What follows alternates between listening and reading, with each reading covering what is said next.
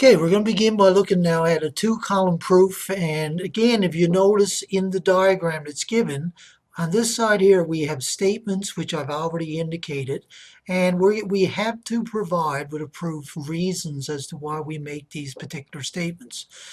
There's also information in this proof that would be given to you, which is indicated up here, and sometimes you can read that directly from the diagram where it's just provided in the statement form. Okay. And the idea is we need to prove that QU is parallel to RT. So the beginning statement, QP is parallel to SR. So QP is marked on the diagram as parallel to SR. The reason we can say those are equal to one another is because it is given information. So you could just say that that's given.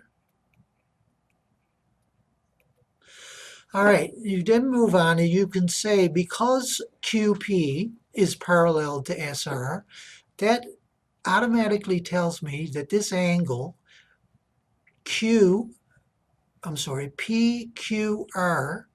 must be equal to angle QR to S. And the reason for that is because of the parallel line theorem.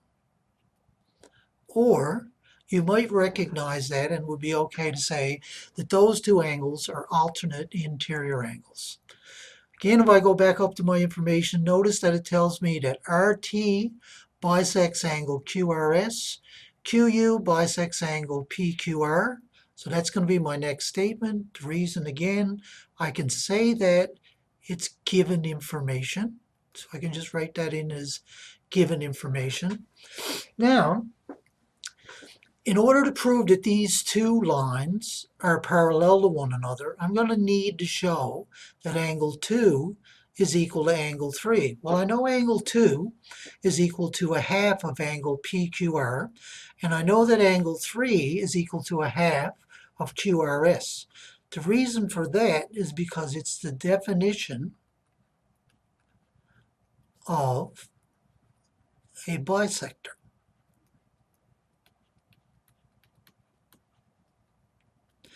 Now I have that angle 2 must equal angle 3. Okay, the reason for that is because of the transitive property. So basically you're transferring, you go back and look closely, since those two larger angles are equal to one another and the segments bisect each other, therefore those smaller angles, like angle 2 and angle 3, must also be equal to one another. So since angle 2 is equal to angle 3, you can now state that QU is parallel to RT, and the reason for that is the converse of the parallel line theorem. And basically what that says is that if you're given those two alternate angles to be equal to one another, that forces your two lines to be parallel, and your proof is complete.